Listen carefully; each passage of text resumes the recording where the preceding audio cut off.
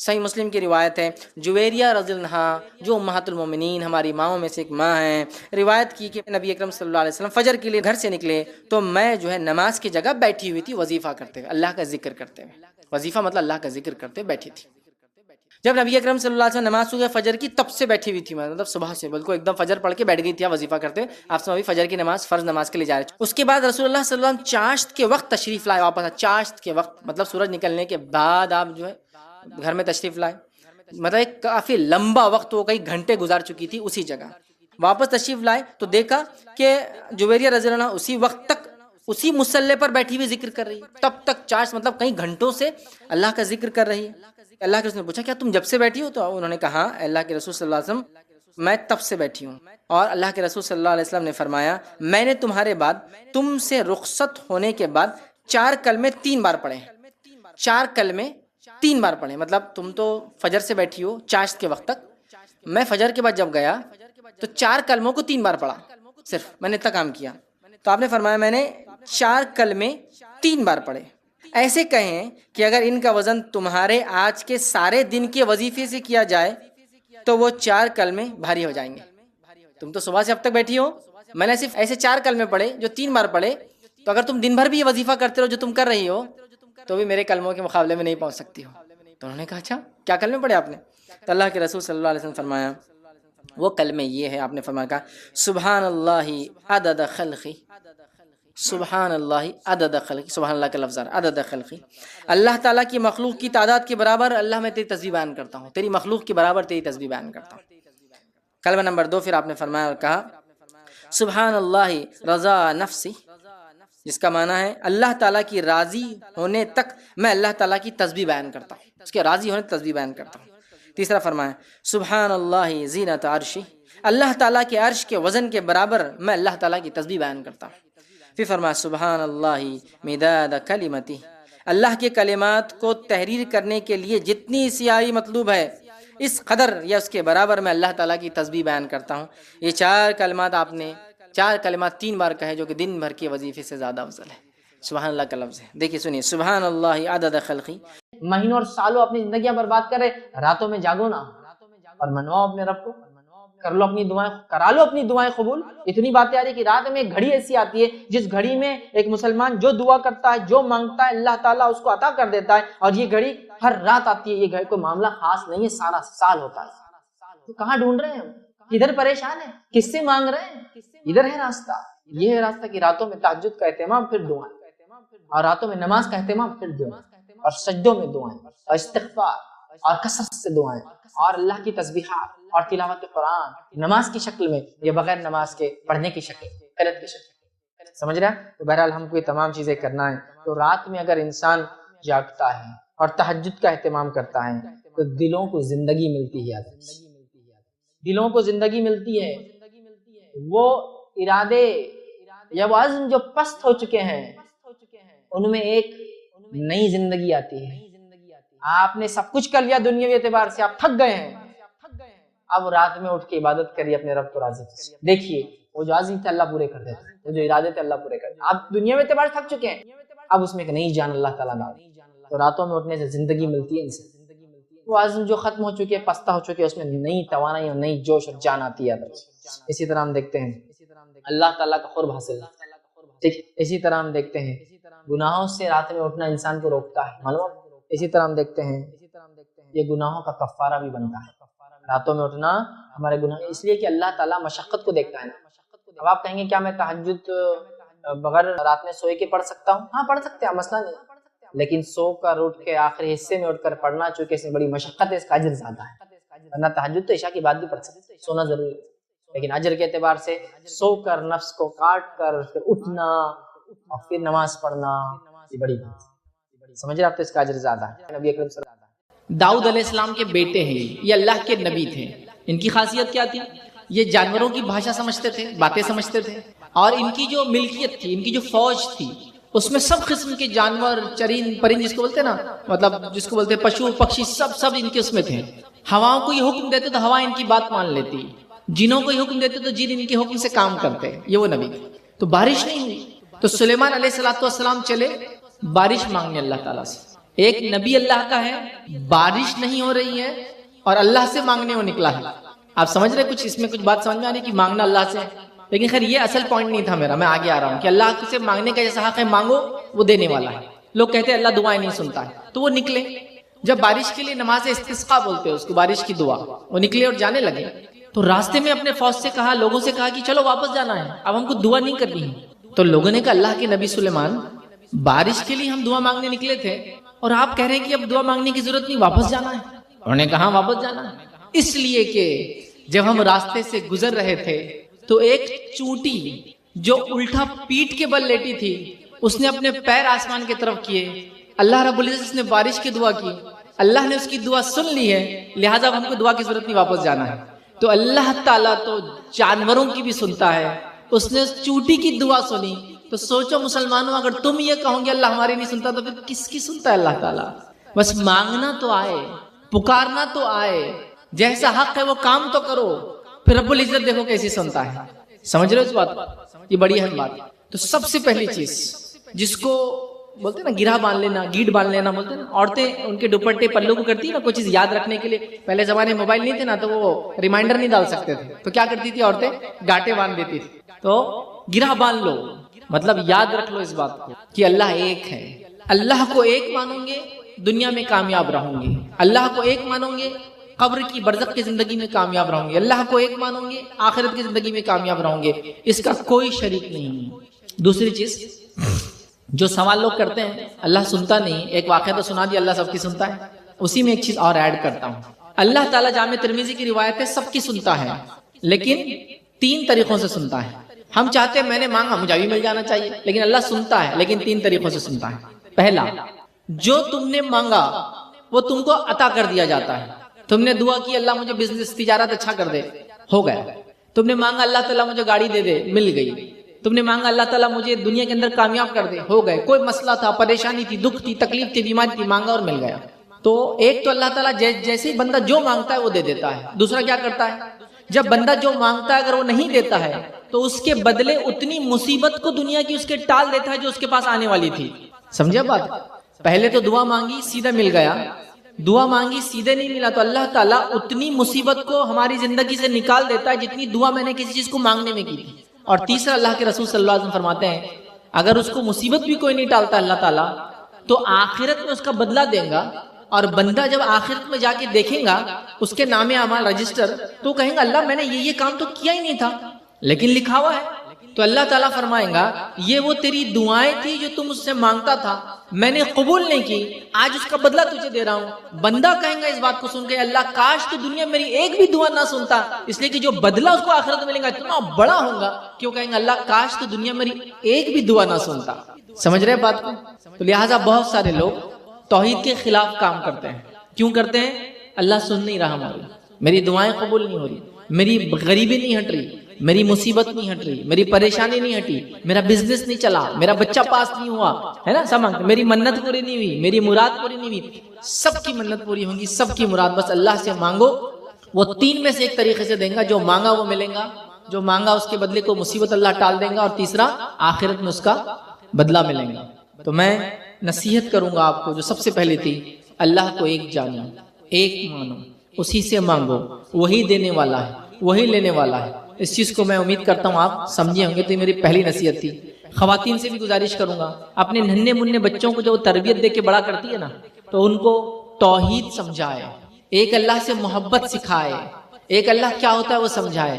تو ماؤں سے گزارش کروں گا آپ کا دینی علم سیکھنا بہت زیادہ ضروری ہے, چونکہ آپ کے گود سے لڑکے اور لڑکیاں دونوں پیدا ہوتے ہیں. اور اگر ماں توحید پر رہی, اس نے توحید کا درس دیا, اس نے اس کو توحید سمجھائی, تو انشاءاللہ عزیز یہ بچہ جب بڑا ہوگا تو ایک اللہ کو مانتے ہوئے بڑا ہوگا, اسی طریقے پہ چلیں گا, اور انشاءاللہ عزیز جس کا خاتمہ توحید پر ہوا وہ آخرت میں کامیاب رہیں گا. یاد رکھیے چاہے زندگی کیسی گزری ہو لیکن خاتمہ توحید پر. چونکہ بہت سارے لوگ ہوتے ہیں جن تک یہ بات پہنچتی نہیں ہے کبھی, بہت سارے لوگ دوسرے مذاہب میں ہوتے ہیں, ان کو پتہ بھی نہیں ہوتا ہے. تو پیدا کیسے بھی ہو ایک الگ بات ہے, مرے اس چیز پر کہ وہ ایک اللہ کو مانتا ہوں. تو گزارش کروں گا خواتین سے, عورتوں سے جو میری بات کو سن رہی ہیں, آپ کا بہت اہم رول اور کردار ہے. اب آپ کو وہ رول ادا کرنے کا ٹائم آ چکا ہے. تو پہلی چیز توحید. آئیے توحید کے بعد میں دوسری چیز کی جو نصیحت آپ کو کروں گا آج وہ ہوں گی مسلمانوں نماز قائم کرو، مسلمانوں نماز قائم کرو، مسلمانوں نماز کو قائم کرنے والے بن جاؤ۔ اب آپ کہیں گے نماز تو کر ہی رہے نا، کتنے وقت ایک دن میں نماز ہم پر فرض ہے؟ کچھ نوجوان ہمارے، کچھ لوگ 2 ٹائم پڑھ رہے ہیں، کچھ لوگ 3 ٹائم پڑھ رہے ہیں، کچھ لوگ جمعہ کو جمعہ پڑھ رہے ہیں، کچھ لوگ جب دل بولا پڑھ رہے ہیں، کچھ لوگ مصیبت آ گئی تو پڑھ رہے ہیں، باقی دنوں میں نہیں پڑھ رہے۔ کہ مسجد میں کبھی کوئی آ گیا تو مسجد والے پوچھتے گھر میں سب اچھے تو ہے نا، کوئی بیمار تو نہیں ہوا، دھندا پانی اچھا تو چل رہا ہے نا، کہ تو تم مسجد میں آ گئے تو کچھ مصیبت ہوں گی بول کے، ورنہ تو مسجد میں آتے نہیں ہو کبھی، ایگزام تو نہیں چل رہے ہیں، ہاں پریکشا تو نہیں ہے تمہاری، تو مصیبت کے ٹائم پہ پڑھ رہے ہیں۔ کچھ لوگوں کا حال یہ کہ عید کو عید پڑھ رہے ہیں، ایسے لوگ بھی دیکھے آپ نے، عید کو عید پڑھ رہے ہیں، ہے نا۔ اور کچھ لوگوں کا حال یہ کسی کا انتقال ہوگا تو جنازے کی نماز ہی پڑھتے ہو، باقی فرض نماز تو پڑھتے ہی نہیں کبھی۔ تہجد کی بات، ہم پر ہر روز میں کتنی نمازیں فرض ہیں؟ 5 نمازیں، ہے نا۔ اب کون سی ہو 5 نمازیں؟ ہر مسجد کے اندر آپ جاتے چارٹ لگا ہوا رہتا ہوتا ہے نا، چارٹ، کبھی کبھار اسے گلدستہ رہتا، اسے 5 پھول رہتے، ہر پھول میں نام لکھا ہوتا نماز کا، یا پھر وہ گھڑی کے اس میں رہتا۔ تو 5 نمازیں ہم کو ہر روز میں فرض ہے۔ یہ فرض نمازوں کے علاوہ بھی بہت ساری نمازیں جو اللہ کے رسول صلی اللہ علیہ وسلم پڑھتے تھے، جس کو سنت کہتے ہیں، کبھی فرض سے پہلے پڑھتے، کبھی فرض کے بعد پڑھتے، کبھی پڑھتے کبھی نہیں پڑھتے۔ جو فرض سے پہلے اور بعد میں ہمیشہ پڑھتے اس کو سنت موقعہ بولتے ہیں، جو کبھی پڑھتے اور کبھی نہیں پڑھتے اس کو سنت بولتے ہیں، اور باقی نفل بولتے ہیں نمازوں کے اندر کی۔ تو اللہ کے رسول صلی اللہ علیہ وسلم یہ پڑھتے تھے۔ اس کے علاوہ اللہ کے رسول صلی اللہ علیہ وسلم اور بھی نمازیں ہم کو سکھا کرتے ہیں، چاشت کی، اشراق کی، اوابین کی، سورج گرہن کی، چاند گرہن کی، اس کے بعد نماز استسقاء بارش نہیں ہونے کی، اور صلاۃ الحاجہ کسی جس کو کہیں گے اپنے منت مرادیں پوری کرانے کے لیے، حاجت پوری کرنے کے لیے دعا کرنا ہے، توبہ کے لیے نماز پڑھنا ہے۔ حدیث میں تو آتا ہے کہ آندھی طوفان بھی چلتی تو اللہ کے رسول صلی اللہ علیہ وسلم مسجد میں چلے جاتے، نماز پڑھتے ہیں، بہت نمازیں پڑھتے ہیں۔ ہمیں کیا ہو گیا؟ ہم کیوں 5 وقتہ نمازی نہیں بن رہے؟ ہم کیوں 5 ٹائم جو ہے پریئر نہیں کر رہے، نماز نہیں پڑھ رہے ہیں؟ میں یہ نہیں کہہ رہا ہوں کہ آپ لوگ نہیں پڑھتے، میں ایک عام بات کر رہا ہوں، چونکہ اب آپ کا محلہ ہے، اب رمضان کو کتنے دن باقی ہیں؟ ایک 6 دن باقی ہے۔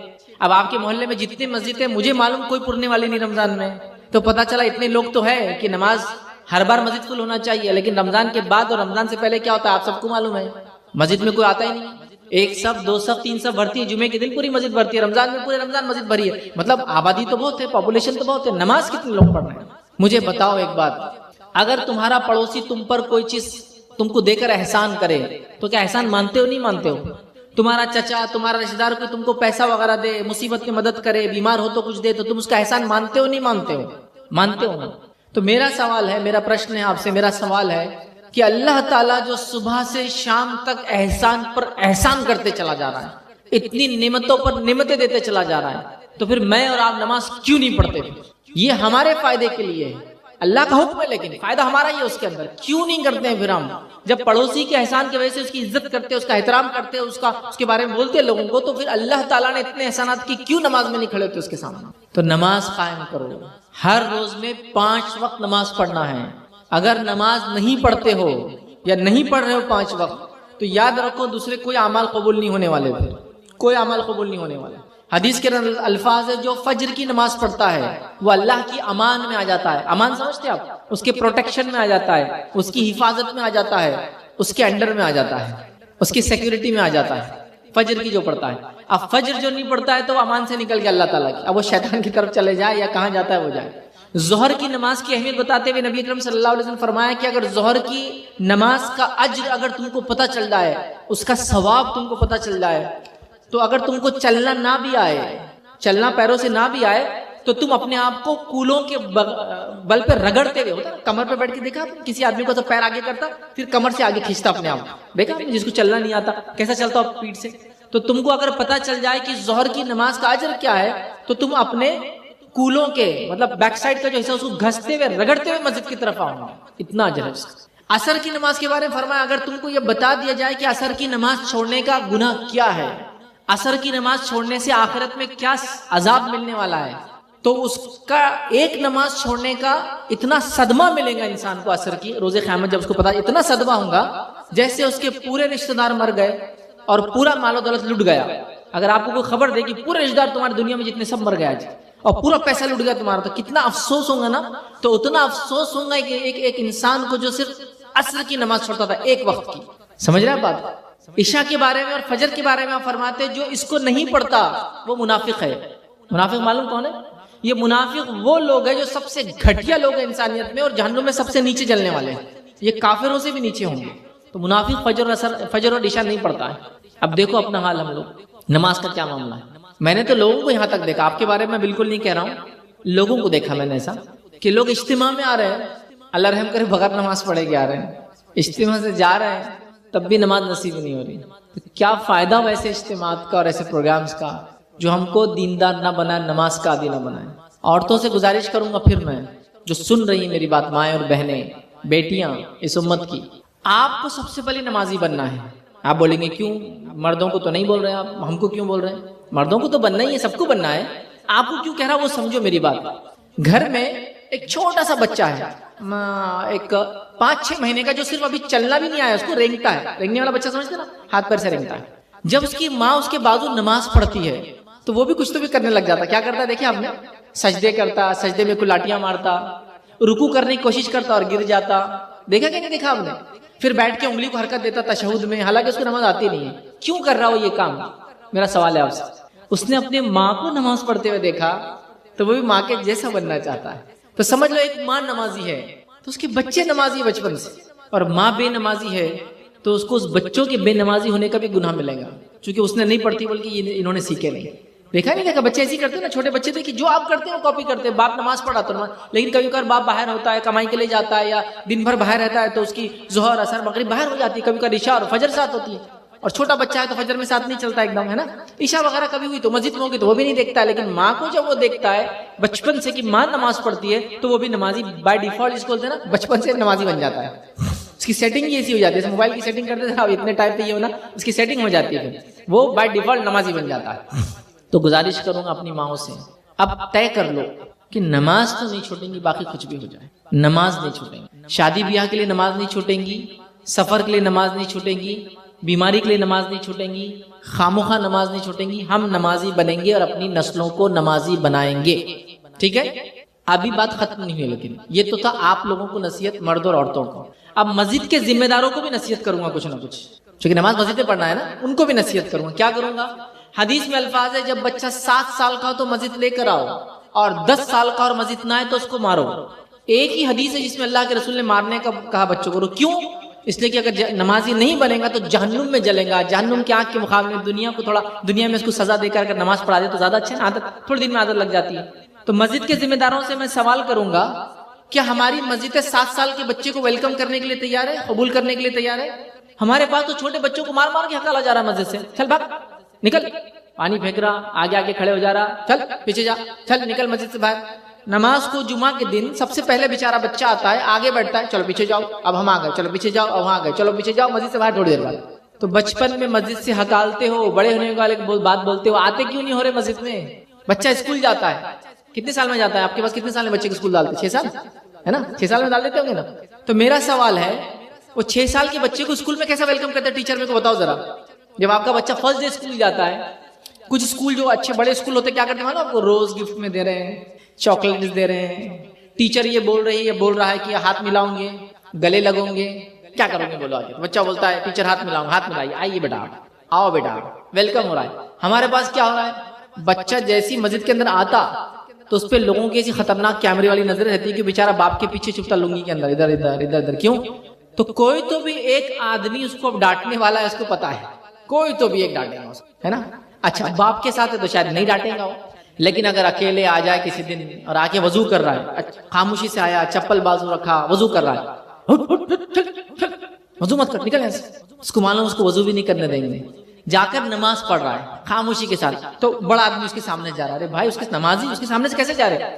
بچہ تو ہے.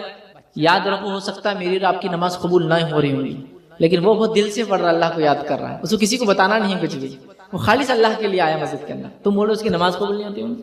کیا مسجد میں طہارت خانے ان کے حساب سے بنے؟ 7 سال کے لے کے جانا، حدیث میں لے کے جاؤ.